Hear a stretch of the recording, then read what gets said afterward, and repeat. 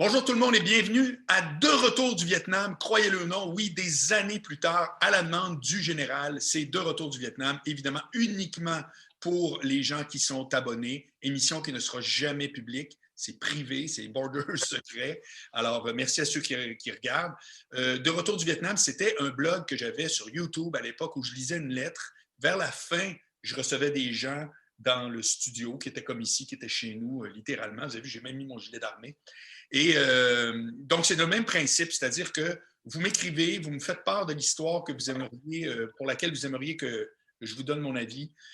Si vous êtes un gars, bien évidemment, je suis assez habilité à vous dire qu'est-ce qui est le mieux et qu'est-ce qu'il faut éviter pour avoir une première, une deuxième, une troisième rencontre avec une fille. Et si vous êtes une fille, bien, je connais surtout comment rentrer dans la tête des gars. Qu'est-ce qui se passe dans la tête des gars, etc. C'est là-dessus qu'on va essayer d'intervenir. Et croyez-moi, il y a du jus parce que tout le monde, à un moment donné ou à un autre, a eu ou a une histoire. Et comme le dit le slogan de Retour du Vietnam, c'est un magazine hebdomadaire qui permet un retour agréable, souvent après une rude séparation. Donc, c'est ça de Retour du Vietnam. Et Cynthia, qui est membre de mon Patreon, de mon club privé, a accepté de venir me jaser pour casser la glace. Je suis extrêmement content. Et comme vous allez voir, moi, je suis en vidéo, mais Cynthia est en audio. Pourquoi? Parce que je veux absolument que les gars ou les filles qui auraient le goût de venir participer à l'émission sachent que c'est accessoire qu'on vous reconnaisse. C'est pas important. Qu'on vous voit, qu'on vous voit pas, c'est complètement accessoire. Que j'ai moi-même pris la décision qu'on y allait uniquement en audio avec Cyn pour que ce soit le plus convivial et puis le moins gênant possible. Ça n'aurait pas été gênant de toute façon. Mais c'est ce que je voulais vous dire pour les gens qui pourraient être intéressés à participer. Cynthia, comment vas-tu? Ça va bien? Écoute, tu m'appelles de où? Tu habites où encore? À Québec, sur la rive sud de Québec. OK, tu es dans le coin de Lévis, là.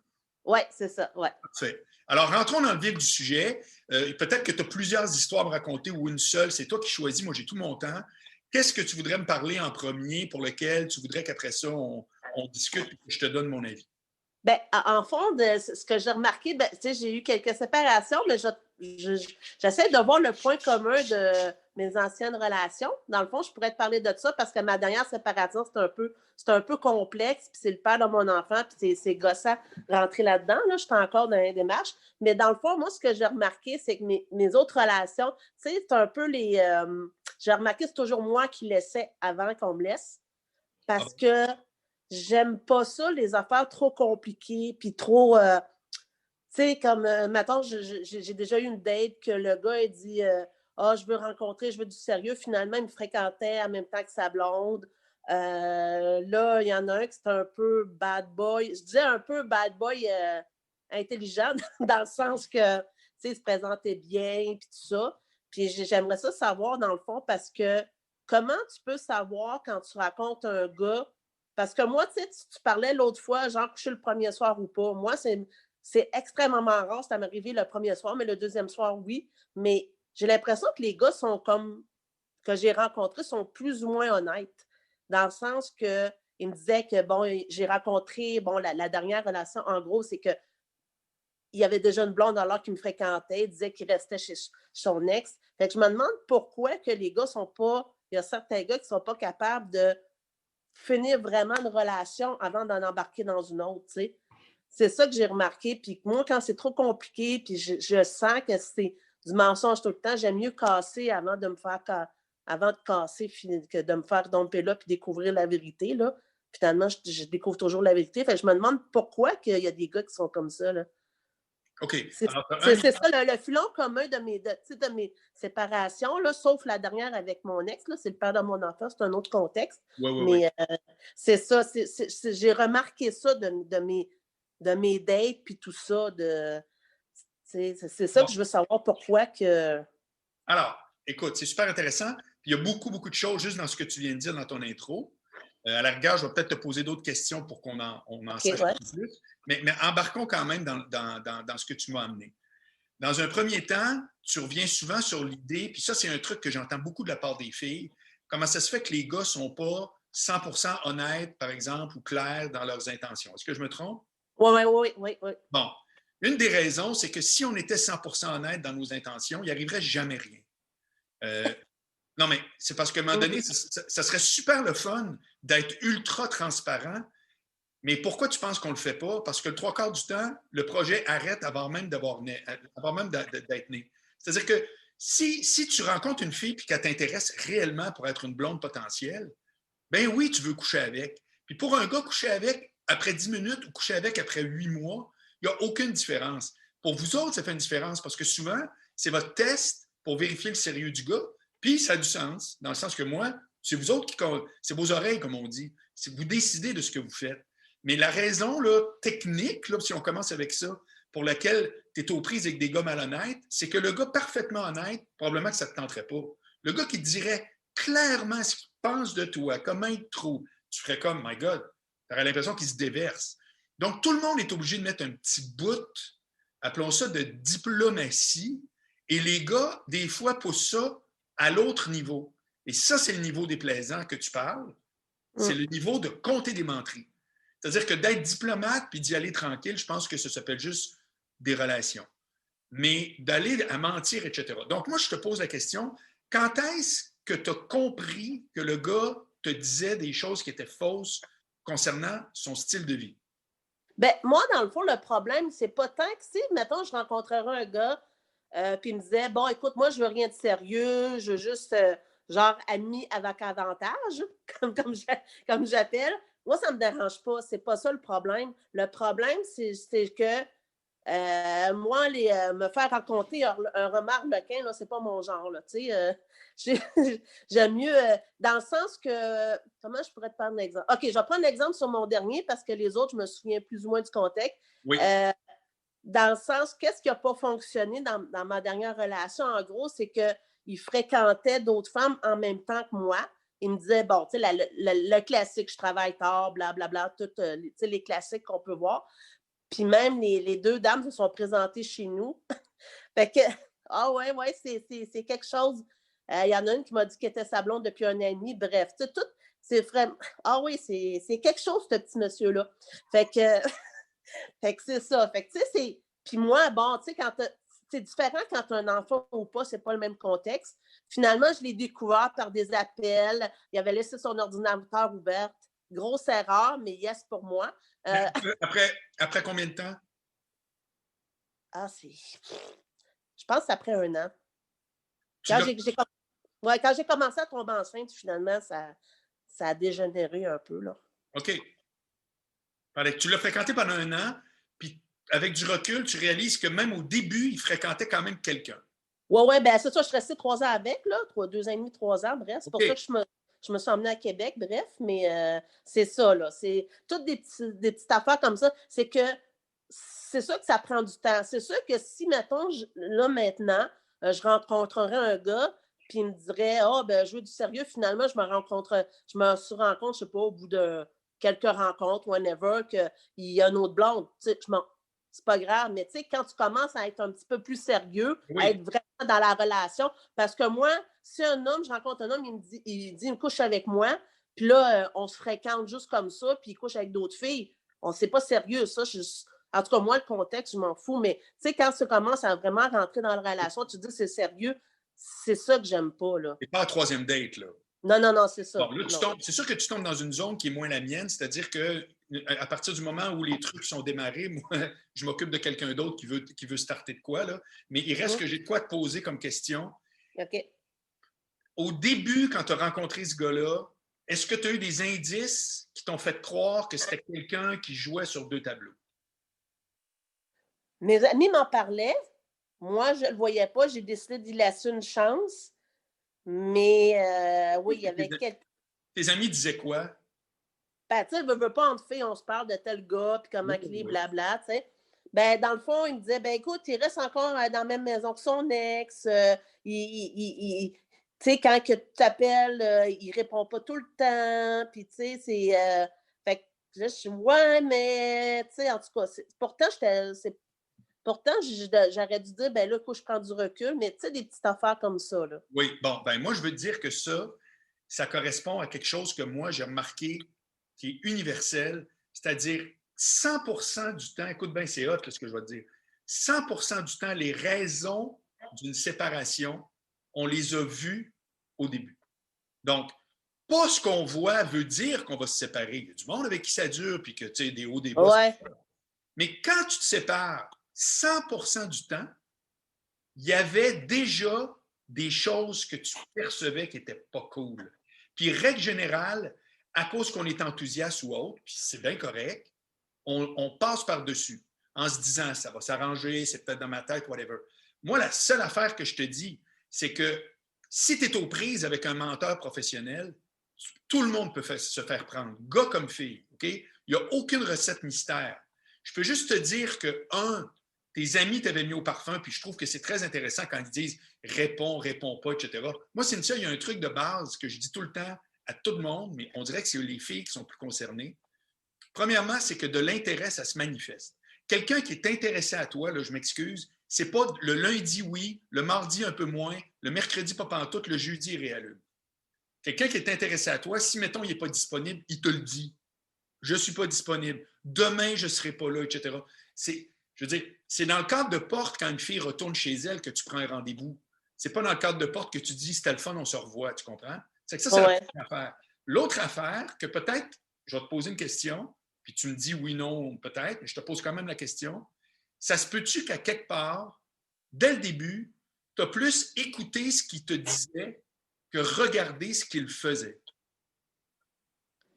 Oui, effectivement. J'ai plus regardé ce qu'il faisait à la longue, là, tu sais, vraiment, c'est ça. Mais, tu sais, dans le fond, moi, j'étais plutôt impressionnée au début parce que il y a un bon salaire, il y a une bonne job, puis tu sais, ça faisait différent des autres relations que j'avais eues avant. Oui. Fait que, tu sais, c'est un peu, je dirais pas super impressionnant, mais c'est plus à la longue que je l'ai vu, oui. C'est effectivement, oui. Bien, c'est ça. C'est comme si les deux données de base, c'est vraiment avec les gars particulièrement, c'est toujours de regarder ce qu'ils font, de ne pas écouter ce qu'ils disent. Parce qu'à un moment donné, tout le monde est appelé à se faire endormir. C'est le fun, quelqu'un a un beau parleur. Imagine comment moi, je pourrais être un grand beau parleur. Je fais ça dans la vie, parler. Là, j'espère que je ne le suis pas. J'espère. Mais en même temps, peut-être que des fois, je passe pour ça. Je ne sais pas. Je fais juste te dire qu'un gars qui est habile avec les mots, puis qui est chaleureux, puis qui est un peu charmeur, bien évidemment, on a tendance à trouver ça séduisant, puis oublier qu'il faut que ça soit à côté avec des vraies actions, avec quelqu'un qui est fiable dans la vraie vie, qui n'a pas son téléphone fermé de 5 à 7 le jeudi. Ah ben, regardons ça, c'est bizarre, pendant le 5 à 7 du jeudi. Tu sais, tout ça, ça prend un petit minimum de recul. Moi, j'ai un de mes amis qui a inventé une théorie très intéressante.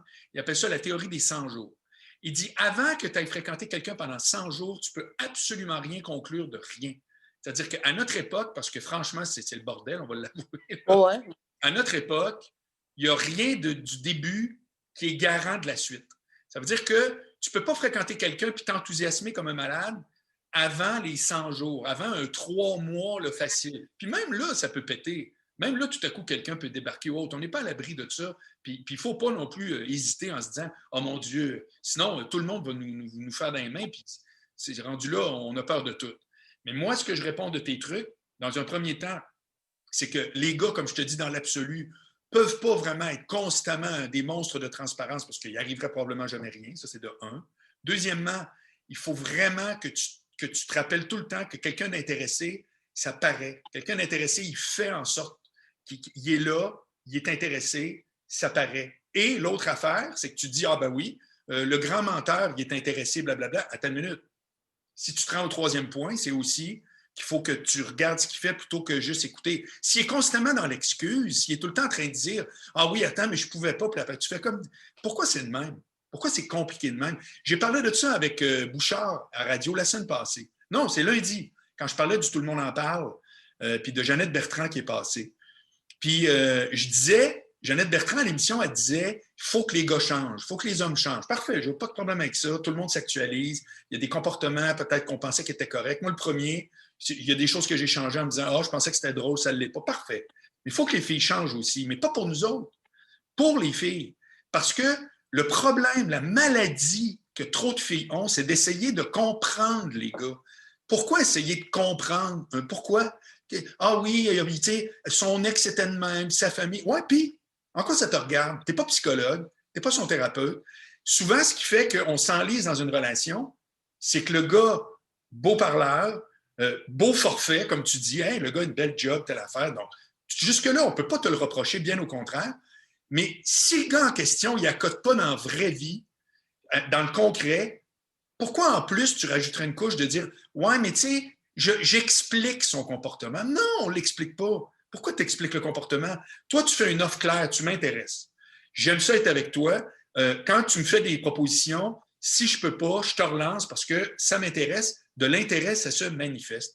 Si c'est compliqué, si tu as l'impression que le gars il est fuyant, il est absent, tu n'as pas d'affaire à expliquer ça. Tu as juste besoin, toi, de regarder ça fait-tu mon affaire ou pas mon affaire. Après ça, il y a des concessions à faire aussi. Ça dépend de la valeur qu'on a sur le marché. Si Claudine, tous les gars courent après, puis si Paulette, elle rencontre un gars à 8 ans, tu comprends? Là, à un moment donné, il y en a une, là, si elle a faim, il va falloir qu'elle s'organise pour. Mais moi, je ne suis pas ici pour être complaisant, je dis les vraies affaires. Ça fait que toi, il faut que tu évalues aussi c'est quoi sur le marché de la rencontre, tu te places où? Est-ce que tu te places dans un endroit où tu n'as pas de problème, il y a des gars qui te sollicitent, tu es bonne dans les premières rencontres, etc. Là, à ce moment-là, ben, tu peux être très autonome si tu veux. Par contre, évidemment, tu mets un petit peu de l'eau dans ton vin si tu as l'impression que tu veux absolument avoir un chum, tu t'ennuies à mort la fin de semaine, tu n'en peux plus. Bref, peut-être que tu as un bout de dépendance affective, dis-toi là, ou un autre, Cynthia. Là, puis qui fait en sorte que là, il faut aussi que tu comprennes qu'il y a un bout qu'il faut que tu fasses des démarches supplémentaires, si tu veux, ou que tu sois plus smooth. Mais dans l'ensemble de ce que tu me parles, moi, c'est ça le résumé que je te dirais. C'est-à-dire que je crois vraiment qu'on n'est pas à l'abri d'un menteur professionnel. Je pense que c'est ça qui t'est arrivé. Plein de filles, malheureusement, vivent ça. Mais pour éviter ça, le truc majeur, en plus de se faire confiance, bien entendu, c'est vraiment de dire c'est bizarre comment ça se déroule. Il me semble que toi, tu voudrais faire ça simple, puis de l'autre bord de la clôture, c'est compliqué. Les communications, c'est compliqué. On a des conversations où, à quelque part, on essaie de faire une activité, puis c'est compliqué. C'est pas compliqué pour rien. C'est parce qu'il y a quelque chose chez monsieur qu'il faut qu'il jongle avec plus que 2 balles. Tu comprends? Quand tu es rendu à 3 balles, tu as encore juste 2 mains. Ça, tu es supposé avoir un signal d'alarme. Maintenant, est-ce que tu trouves que ça fait du sens, ce que je te dis? Oui, ben c'est ça. Avec le recul, c'est sûr que c'était plus difficile de laisser tout de suite parce que, comme je dis, avec un enfant, c'est pas évident. Mais avec le recul, ça me faisait penser que, tu sais, ça me fait penser les excuses au primaire. Ah, genre, mon poisson rouge est mort, mon chien a mangé mon devoir. Tu sais, ça me fait penser un peu de comme ça, là. Puis je dis, tabarnouche que j'ai été non, mais ça n'a pas de bon sens, tu sais. Puis ça m'a tellement grugé de jus aussi, là, cette relation-là, là. Tout le temps me justifier, ouais. me... Écoute, là, alors, tu touches une autre affaire que je trouve géniale, parce que je suis très content de t'entendre là-dessus. Tu es très bonne en passant. Non, pour vrai, c'est articulé, puis ton témoignage est génial, ton histoire, écoute, ça va parler à plein de monde. Tu as dit, ça m'a tiré tellement de jus. Ça, c'est une autre affaire que je veux te dire, que j'ai découvert. Là, on va remonter loin, là, j'avais 20 ans. Tu peux-tu croire? J'avais 20 ans. Je pensais que c'était mon gars, mais c'était même pas mon enfant, c'était le bonhomme qui me grugeait du jus. J'ai bien compris. Oui, excusez, ouais. À 20 ans, c'est banal ce que je vais dire, la source, mais ce que j'ai appris ce jour-là, c'est monstrueux. J'avais un agenda que j'avais acheté, ça s'appelait l'agenda étudiant. Tu achetais ça à l'Université Laval, ça devait coûter 10$. C'était bien simple, mais c'était très bien fait. C'était 2 pages par jour, puis tu mettais toute ta liste de choses à faire, tu avais les heures que tu pouvais faire, puis tu avais un petit carré de notes. Puis ça venait tous les jours avec un proverbe. Un proverbe ou une petite maxime ou un truc. Et à un moment donné, c'est pour te dire que j'avais déjà des antennes à tout ça, un intérêt pour les relations, puis te parler du mot tirer du jus. Moi, ce que j'entends, c'est gruger de l'énergie. C'est la même affaire. Ouais. Je ne me souviens pas de la phrase exacte qu'il y avait dans l'agenda, mais ça disait il y a des relations, et d'ailleurs, c'est la définition d'une bonne relation. Il y a des relations qui nous donnent de l'énergie, puis il y a des relations qui nous en enlèvent. Et je trouve que c'est le plus beau résumé que je peux penser. Parce que quand tu fais juste parler de transfert d'énergie, puis là, on ne parle pas évidemment de jus vert puis de la 5G, là. Non, mais tu comprends ce que je veux dire? Ouais. Quand on parle de transfert d'énergie, c'est le fun parce que tu enlèves toute la personnalité de la personne. Je te parle pas d'affinité, je te parle pas de complicité, je te parle pas d'attirance, je te parle même pas de ça. Je te parle, est-ce que la personne m'énergise ou la personne m'épuise? Ben ça, moi, je connais personne qui peut dire que c'est pas un immense révélateur que cette relation-là a de l'allure ou qu'elle n'a pas. Puis ça, là, c'est même vrai après une fois. Tu jases avec quelqu'un, là, t'es Messenger, là, tu commences, Tinder, nomme ce que tu veux, puis tu as hâte d'y reparler parce que tu as trouvé ça le fun, c'est déjà un signal positif. Alors que tu n'as même pas rencontré la personne, que tu essaies de trouver un rendez-vous, puis là, tout à coup, c'est comme, ouais, non, ben là, en tout cas, je suis déçu parce que tu fais, what the fuck, t'es déçu qu'on ne s'est même pas vu. On peut-tu slacker une maille? Ça fait que quand tu dis ça tirait du jus, je suis tellement content que tu parles de ça, parce que j'en reviens pas à quel point c'est un indice super facile, hyper révélateur, puis que tu n'as même pas embarqué dans la personnalité de l'autre. Tu as juste à dire, quand je pense à Cynthia, j'ai-tu un sourire aux lèvres ou à quelque part, je trouve ça un peu lourd à gérer? Point barre. C'est hallucinant comment tu viens de filtrer du bon monde puis du mauvais monde. Oui, c'est bon, c'est un bon point de vue. C'est ça, non, c'est quelque chose, oui, en effet. Parce que dans tes autres fréquentations, je suis certain que tu peux y mettre dans une des deux cases. Ben, dans le fond, mes autres relations, c'était gossant, là, mais je veux dire, c'était pas autant de tirer du jus de cette façon-là. Les autres, bon, écoute, j'ai sorti avec un gars qui avait 2 préados, j'ai eu aucun problème. Quand j'étudiais en cinéma, j'ai sorti avec un collègue étudiant, mais, puis tu sais, c'était pas vraiment, il était un peu bad boy, puis ça m'a pas tiré autant de jus que ça. Mais la dernière, là, tu sais, je suis sortie fatiguée, là. C'est vraiment. Oh, Ouais, oui. Mais c'est classique. clair. Exact. Mais sauf que, ouais, en tout cas, moi, je trouve que tes conclusions sont super bonnes. Trouves-tu que dans l'ensemble, ça a du sens? Qu'est-ce qu'on parle là? Trouves-tu ça éclairant un peu? Oui, c'est pertinent. Oui, c'est pertinent. C'est OK. des bonnes lumières à prendre, oui. Ben, écoute, moi, tant qu'à moi, je pense qu'à moins que tu aies d'autres choses, moi, j'ai mon temps. Est-ce qu'il y a d'autres trucs que tu voudrais jaser? Sinon, si on ne veut pas trop s'étirer, j'ai l'impression qu'on a fait le tour d'affaires extrêmement intéressantes. Évidemment, c'est pas, je ne suis pas un thérapeute, je ne suis rien de ça. Je suis juste quelqu'un qui s'intéresse à ce domaine-là. Moi, j'ai l'impression qu'on a touché à des points qui vont parler à beaucoup de monde. Fait que, si tu veux qu'on continue sur une autre histoire ou autre, ça me fait plaisir. Sinon, on peut dire que It's a Wrap, qu'on a fait, je trouve, de façon très concise, beaucoup d'informations intéressantes. Oui, ben je pense qu'on a fait pas mal le tour, là. Pour le moment, c'est vraiment le gros de mes relations en tout, là, mais je pense que je pense que ça va être correct pour. Ben, écoute, réfléchis à ça, puis donne-moi-en un suivi pour voir, parce que moi aussi, tes feedbacks, quand tu vas avoir pensé à tout ça, je vais probablement m'en servir pour faire un retour. Tu sais, au prochain épisode, je vais peut-être dire, hey, moi, j'ai jasé un peu avec Cynthia, puis elle m'a rajouté un truc suite au dernier épisode, je trouve ça super intéressant. Comme ça, on bonifie beaucoup le message qu'on envoie, parce que moi, je veux que ça soit quand même le fun à regarder. Ouais. Ça me tente vraiment que ça soit que ça aide, tu sais, que ce soit vraiment quelque chose qui fait comme ça me fait réfléchir. Bon, c'est ce que j'aimerais qu'il arrive. Tu sais. OK. Ben non, mais je pense qu'on a fait pas mal le tour, là. C'est cool. Ben, garde le contact puis tiens-moi au courant de la suite. OK, ben bonne soirée. Salut, Tim. Bye.